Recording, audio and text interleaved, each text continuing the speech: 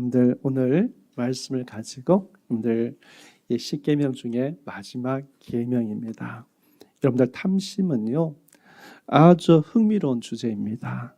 사실 우리 인생에 큰 영향을 주는 대단한 어떻게 보면 큰 주제가 바로 탐심입니다. 왜냐하면 탐심은요 우리 속에 숨어 있기 때문입니다. 여러분들 주위를 봐보세요. 이분이 탐심이 있는 것 같은지 없는 것 같은지 잘 모르잖아요. 여러분들 2계명부터 9계명까지 보면 우리가 잘 아는데 거짓말한다, 살인한다, 그리고 간음한다, 부모의 공경에 관한 것, 또한 우상을 만드는 것, 안식일의 문제 다 외적으로 드러난 모든 행동의 문제입니다. 그러나 마지막 10번째 계명은요, 탐심은 내적으로 은밀하게 숨어 있는 것입니다. 그런데요, 이 탐심이 얼마나 무서우냐면 탐심이 우리 삶의 통째로 지배한다는 겁니다. 사실 우리의 삶을 통째로요 통제하고 움직이고 컨트롤하는 것이 우리 내면에 있는 탐심이라는 겁니다. 그래서 이웃의 것을 탐하지 말라라는 이 계명은요 모든 계명과 연결이 되어 있습니다. 우리가 먼저 살펴볼 것은요, 그러면 탐심이 무엇인가? 탐심. 여러분, 탐심의 이 사회적인 사전적인 의미는요, 탐심은 탐욕하는 마음이다 이렇게 기록되어 있습니다. 탐욕하는 마음. 그러면 탐욕이 무슨 뜻인가? 찾아보니까요, 심하게 욕심내는 것 이렇게 묘사하고 있습니다. 그런데 여러분들 성경이 말하는 탐심은요 단순히 뭔가 간절하게 갖고 싶어서 몸부림치는 것을 이야기하는 게 아닙니다.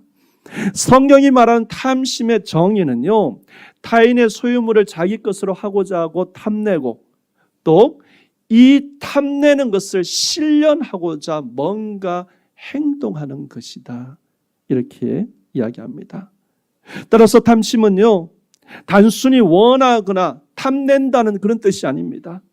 자기가 원하는 것을 갖기 위해서 뭔가 불법적 행위를 하기 시작하는 것이 바로 탐심이라는 의미입니다. 여러분들 성경에 보면요 탐심에 대해서 여러 각도로 경고하고 있습니다. 야고보서 1장 15절에 보면 우리 예수님의 동생인 사도 야고보 선생님께서 이렇게 얘기했습니다. 욕심이 잉태한 즉 죄를 낳고 죄가 장성한 즉 사망을 낳는다고 이야기했습니다. 여러분들 욕심이 잉태했다. 여러분들 욕심이 잉태한 것이에요. 출발이라는 겁니다. 욕심이 잉태한 것은요 아주 작게 잉태한 것입니다. 시작되었다는 겁니다. 그럼 이 죄가 어디까지 가는가? 죄로 장성해서 어디요? 죽음, 사망까지 이르게 한다는 겁니다. 작은 욕심으로 출발했는데 나중에 치명적인 파멸로 이어진다는 겁니다. 탐심은요 작은 것에부터 시작합니다. 그렇게 출발하지만 탐심은 점점점 커진다는 겁니다. 여러분들 이 탐심은요 우리 속에 가만히 있는 게 아닙니다. 누구든지 처음부터요 큰 욕망을 가지고 있는 게 아니라는 겁니다. 아주 작은 탐심을 가지는데 그게 점점 커져서 나중에는 파고로 몰고 가고 죽음까지 이르게 한다고 우리 야고보 선생님은 이야기하고 있습니다. 사도 바울이요 골로새서 3장 5절에 탐심에 대해서 사도 바울이 이렇게 얘기했습니다. 너희가 땅에 있는 지체를 죽여야 한다고 이야기하면서 땅에 있는 지체가 무엇이냐면 곧 음란과 부정과 사욕과 악한 정욕 그리고 그 다음 말한 게 탐심이라고 이야기했습니다. 이 탐심을 말하면서요 음란과 부정과 사욕과 악한 정욕 그 이야기할 때는 이야기 안 했는데 탐심에 가르쳐서 뭐라고 이야기했냐면 탐심은 우상 숭배다 이렇게 이야기했습니다. 여러분 이 말의 뜻은 무엇이냐면요. 사람이 무엇을 탐한다고 해서 탐하고 나면 그것을 얻는다고 했어요. 만족할 수가 없다는 겁니다. 사람이 탐심을 가지면 만족이 없다고 또 가져야 된다는 겁니다. 그래서 전도서 5장 10절에 보면 은을 사랑하는 자는 은으로 뭐라고요? 만족하지 못한다는 겁니다. 은으로 만족하지 못하고요. 돈을 사랑하는 자는요, 돈으로 만족하지 못한다는 겁니다. 그래서 탐심은 우리가 채우면요, 만족되는 것이 아니라 그 반대라는 겁니다. 채우려고 할수록 더 갈증이 더 깊어진다는 겁니다. 결국에요, 자꾸 이것을 추구하다 보니까 그게 우상이 된다는 겁니다. 그래서 사도 바울은 다른 것보다 탐심은 우상 숭배다 이렇게 결론을 냈다는 겁니다. 여러분들 탐심이 얼마나 무서운가, 얼마나 무서운 것인지 이 성경에서 몸으로 알려준 사람이 있습니다. 누구죠? 우리가 잘 아는 다윗입니다. 여러분들 성경을 갖고 계시면요, 사무엘하 11장을 한 펴보시면 좋을 것 같습니다. 사무엘하 11장을 보시면요, 이 다윗의 이야기가 자세하게 나옵니다. 다윗이요, 1절에 보면 다윗이 이스라엘에 남유다 전쟁이 일어났는데 어떻게 전쟁이 일어났을 때 다윗이 전장에 나가지 않았습니다. 부하들을 다 보내고요, 여러분들 낮에 편안하게 잡니다. 저녁 때 일어나서 어떻게 합니까? 궁전을 거니다가 목욕하고 있는 아름다운 여인을 발견하게 됩니다. 그래서 다윗이 저렇게 예쁜 여자가 누구인가 이렇게 알아보라고 보냈습니다. 그러면서 이야기하는 것이 뭐냐면 엘리암의 딸입니다. 엘리암의 딸이요, 그리고 헷사람 우리아의 아내 바세바라고 이렇게 이야기했습니다. 그런데 성경이 강조한 것은요, 바세바가 뭐라고 다른 남자의 아내라는 것을 이야기하고 있습니다. 여러분들 그냥 엘리암의 딸이라면 문제가 없습니다. 그렇죠?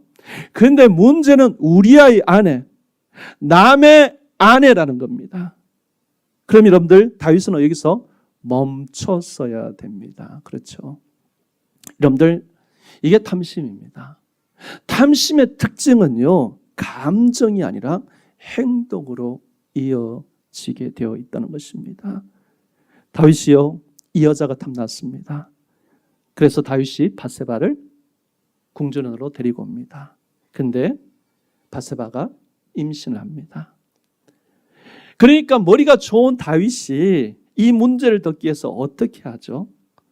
전쟁 중에 있는 남편 우리아를 부릅니다. 그리고 우리아에게요, 집에 가서 편히 쉬라고 이야기합니다. 충성스럽던 우리아는 어떻게 합니까?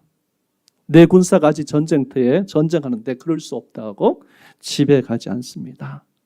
바세바에 가지 않습니다. 이 소식을 들은 다윗이 어떻게 합니까? 우리아의 손에 요압에게 편지를 보냅니다. 그 편지 내용이 뭐죠? 우리아를 죽여라는 겁니다. 그런데 이 편지에 누구 손에 보내신 줄 아십니까? 바로 우리아 손에 편지를 보냈다는 겁니다. 요압에게요, 자기가 죽을 편지를 자기 손으로 누구에게요? 요압에게 전달합니다. 그게 다윗의 죄입니다. 여러분 다윗이 이렇게 잔인해지는 것이 무엇 때문입니까? 다윗이 이렇게 잔인한 행동을 한 것이 여러분들 속에 있는 탐심 때문이었습니다. 결국 우리아는 어떻게 됩니까? 전쟁 중에 화살에 맞아서 죽습니다. 그리고 우리아의 아내 바세바는 다시 다윗의 궁전으로 데리고 옵니다. 여러분들에게 묻겠습니다. 여러분들 다윗이 10계명 중에 어떤 계명을 범했나요? 한번 찾아봅시다. 우선 7계명인 간음하지 말라는 그 단순한 계명을 깬 게 아닙니다. 8계명도 변했죠. 도둑질하지 말라는데 도둑질했어요. 9계명이 뭡니까? 내 이웃에게 거짓 증언하지 말라는데 거짓 증언했어요. 6계명이 뭡니까? 살인하지 말라 했습니다. 여러분, 다윗은요, 인간이 범할 수 있는 모든 계명을 깨버립니다. 무엇이 다윗을 이렇게 만들었는가? 속에 있는 탐심으로 시작되었다는 겁니다. 그래서 프란시스 셰프라는 여러분들 장로교의 유명한 신학자인 목사님이요, 탐심은 모든 죄의 시작이며 10계명 중에 최종 계명이다, 이렇게 이야기했습니다.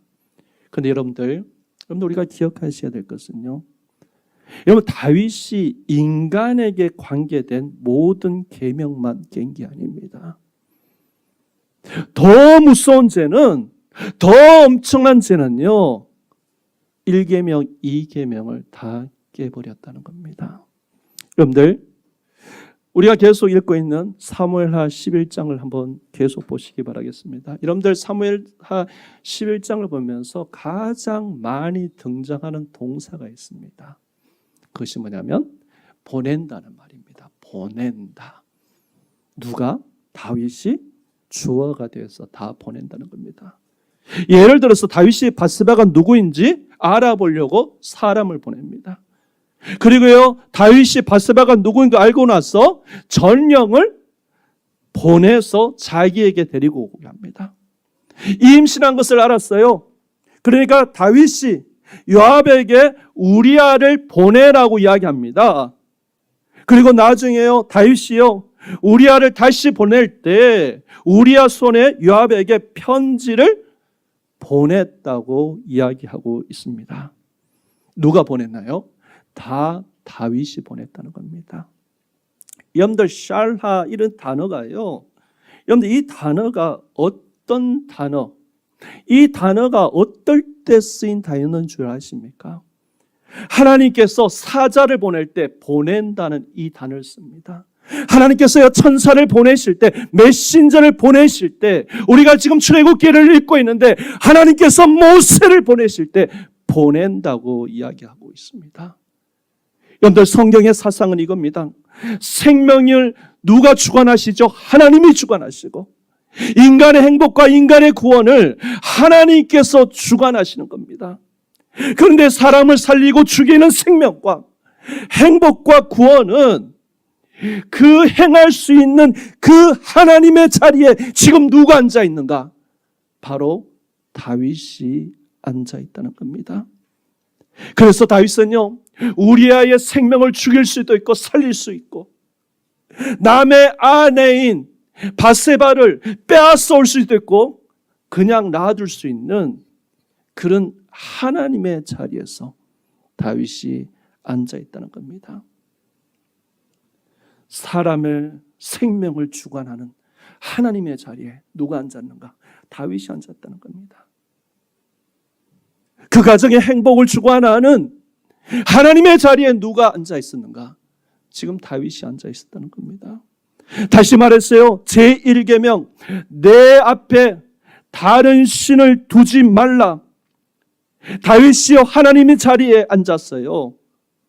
하나님 외에 자기가 하나님의 역할, 그 하나님의 자리에 앉아 있는 그 계명을 깨어버렸다는 겁니다. 여러분들, 탐심은요, 내가 원하는 것, 내가 내 마음대로 가질 수 있다고 말하는 게 바로 탐심입니다. 다시 말했어요. 내 인생의 주인은 하나님이 아니고 나라는 겁니다. 내가 원하는 대로 내 마음대로 무엇이든지 가질 수 있다면요, 그게 탐심이잖아요. 따라서 탐심은요, 하나님의 자리를 빼앗게 하는 겁니다. 여러분들, 그게 다윗의 무서운 죄입니다. 따라서 메시지는 확실합니다. 여러분께서 계속해서 내가 원한 것을 마음대로, 무엇을 갖고 싶은 탐심이 내 마음속에 자리 잡고 있다면요, 여러분들, 여러분 스스로 하나님이 되고 있다는 겁니다. 왜냐하면 내가 원하는 것을 내 마음대로 내가 가질 수 있다고 믿기 때문입니다. 그래서요, 내가 탐심을 품으면요, 결국은 십계명 전체가 깨지는 겁니다. 탐심이 들어오면요, 1계명부터 나머지 모든 계명, 모든 것이 다 무너질 수밖에 없다는 겁니다. 이것이 탐심의 무서움입니다. 그럼 우리가 질문하잖아요. 다윗도 이렇게 무너졌는데 목사님, 우리가 탐심을 물리칠 수 있을까요? 우리가 탐심을 물리칠 수 있는 힘이 도대체 있을까요? 예, 물리칠 수 있습니다. 왜냐하면 예수님께서 탐심을 물리칠 수 있다고 하셨기 때문입니다. 여러분들 누가복음 12장 15절에 보면 모든 탐심을 물리치라고 이렇게 이야기하셨습니다. 여러분들 예수님이 이 말씀했어요. 우리가 배울 수 있는 것은 사람이 탐심을 물리칠 수 있다고 이야기하시는 겁니다. 여러분들 만약 물리칠 수도 없는데 예수님께서 물리치라고 하셨다면 그건 모순입니다. 그렇지 않습니까? 물리칠 수 있다는 겁니다. 그러면 어떻게 물리칠 수 있을까요? 그럼 단 두 가지로 나눠보려고 합니다. 첫 번째는요, 하나님께서 공급하시는 것을 믿으라는 겁니다. 하나님께서 공급해 주신다. 여러분들 예수님이 마태복음 6장 33절에 이렇게 하고 있습니다. 그런즉 너희는 먼저 그의 나라와 그의 의를 구하라. 그리하면 이 모든 것을 너희에게 더하시리라 하고 이야기하고 있습니다. 하나님이 공급해 주신다는 것, 더하시겠다는 겁니다. 공급해 주시겠다는 겁니다. 예수님이요 10장 10절에 이렇게 얘기하고 있습니다. 내가 온 것은 양으로 생명을 얻고 더 풍성하게 얻게 하려 함이라 이야기했습니다. 사도 바울이 로마서 8장 23절에 우리 32절에 어떻게 이야기하고 있습니까? 자기 아들을 아끼지 않으시고 우리 모든 사람 위해서 내어주시니가 어찌 그 아들과 함께 모든 것을 우리에게 주시지 아니하겠는가? 여러분들 이것을 믿으십니까? 여러분들 내가 원하는 것을 하나님께서는 주시는 게 아니에요. 하나님께서 우리에게 꼭 필요한 것을, 우리에게 가장 맞는 것을 하나님께서 필요를 채워주십니다. 이게 진리입니다. 여러분 우리가 탐심에 사로잡혀 있으면요, 하나님의 공급이 믿어지지 않습니다. 하나님이 공급하신다는 그 말씀이 느껴지지 않습니다. 왜? 내가 공급할 수 있다고, 내가 할 수 있다고 믿기 때문에 그렇습니다. 성 어거스틴이 이런 말씀했습니다. 우리가 주님 안에서, 우리가 주님 품 안에서 힘을 얻기 전까지는 우리에게는 진정한 만족이 없다고 이야기했습니다. 우리가 주님 품 안에서, 주님 안에서요, 우리가 얻기까지는 진정한 만족이 없어요. 늘 갈증이 있는 겁니다. 여러분들 우리가 잘 아는 대로 다윗이 어떤 고백합니까? 여호와는 나의 목자시니 내게 부족함이 없습니다고 고백하고 있습니다. 하나님이 나의 목자시기 때문에, 따라서 우리가 탐심을 이길 수 있는 길은요, 하나님이 공급해 주시고 하나님이 나의 목자가 되신다는 그것을 우리가 믿어야 합니다. 그럼 내가 지금 가진 것이 하나님이 공급해 주시는 것이냐, 아니면 탐심의 결과인가? 우리가 알 수 있는 것은요, 현재 내가 가지고 있는 이 모든 것이 너무나 만족스럽고 감사하면 하나님이 주신 것입니다.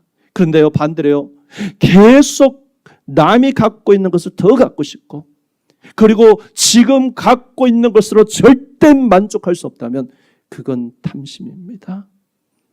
따라서 우리가 신앙의 광야의 길을 걸어가고 있습니다. 우리가 신앙의 광야를 걸어가면서요, 내 마음에 계속 불평이 나오고 불만족스럽고, 그렇다면 여러분들 우리는 지금 탐심에 사로잡혀 있는 것입니다. 여러분들 1000불 있어도 감사한 사람이 있고요, 여러분들 100만 불 있어도 적다고 생각하는 사람이 있고, 1000만 불 가지고 있어도 계속 불평하는 사람이 있습니다. 왜 그렇습니까? 그 마음에 탐심이 자리 잡기 때문입니다. 따라서 우리는요, 스스로 영적인 진단을 해봐야 합니다. 내가 탐심에 자리 잡혔는가? 아니면 하나님이 공급해 주시는 것을 우리가 믿고 살아가는가? 우리가 잘 아는 자크 루소가요, 에밀이라는 이 글에서 나오는 글입니다. 이렇게 이야기했어요. 10대 때는 과자를 즐겨 먹고 20대가 되면 사랑에 눈을 뜨고 30대면 쾌락에 불타게 된다. 40대면 야망이 불타게 되고 50대가 되면 욕심에 사로잡힌다. 이렇게 이야기했어요.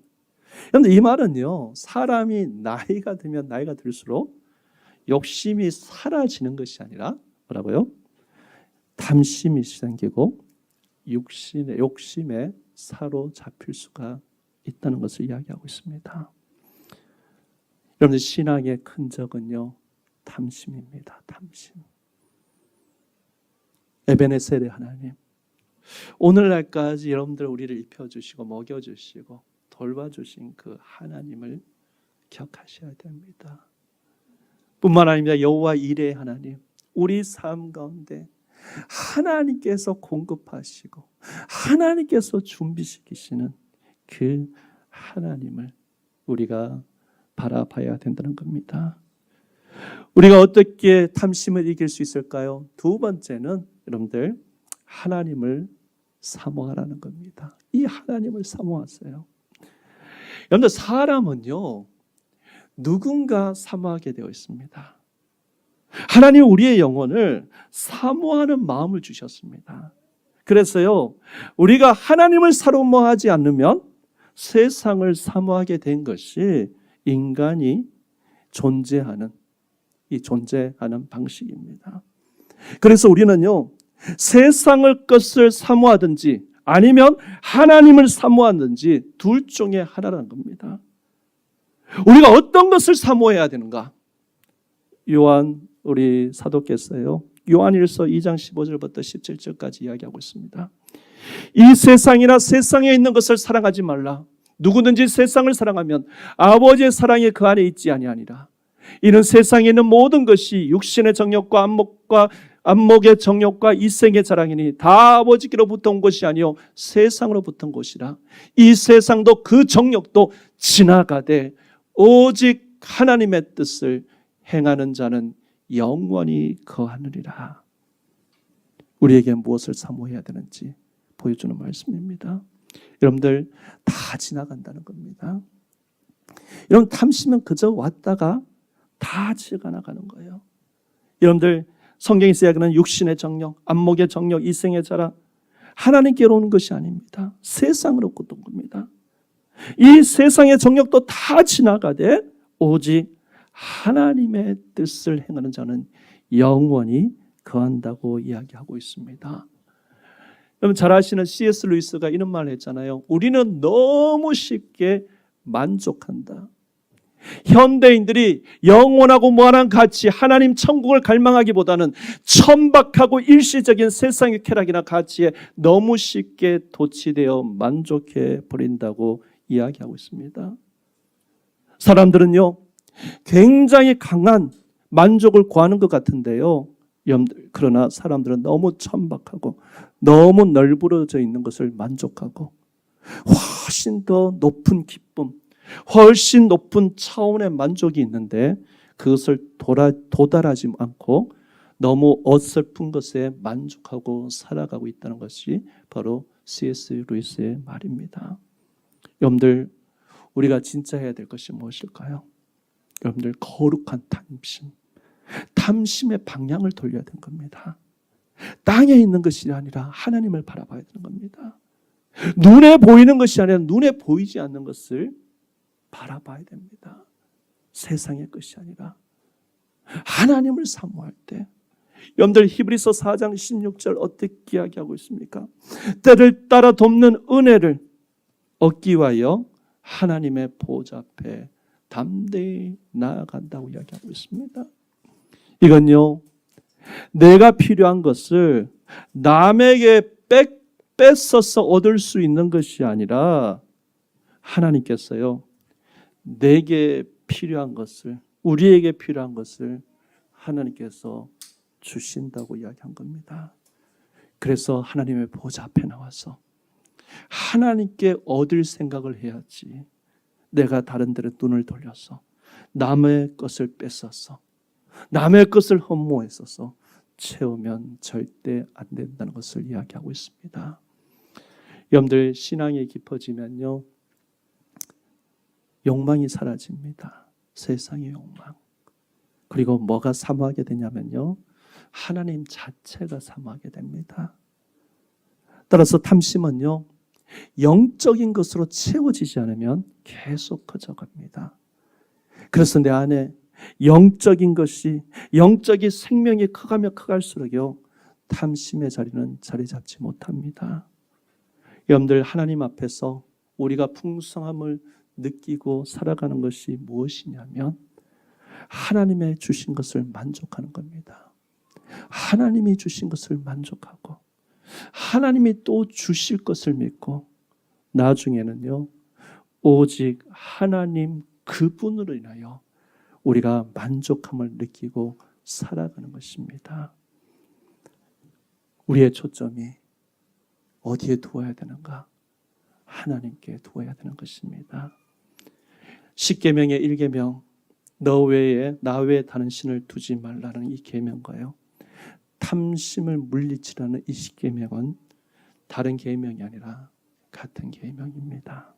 여러분들, 하나님 중심으로 살아가시고 하나님이 공급하심을 믿고요, 하나님의 이 사모하는 이 삶 속에 진정한 기쁨과 행복이 있다는 것을 기억하시고 이번 주도 주님을 바라보며 주님께 오로지 시선을, 남의 것에 시선을 돌리는 것이 아니라 주님께 시선을 두고 살아가는 귀한 축복이 있으시길 주님의 이름으로 부탁드립니다.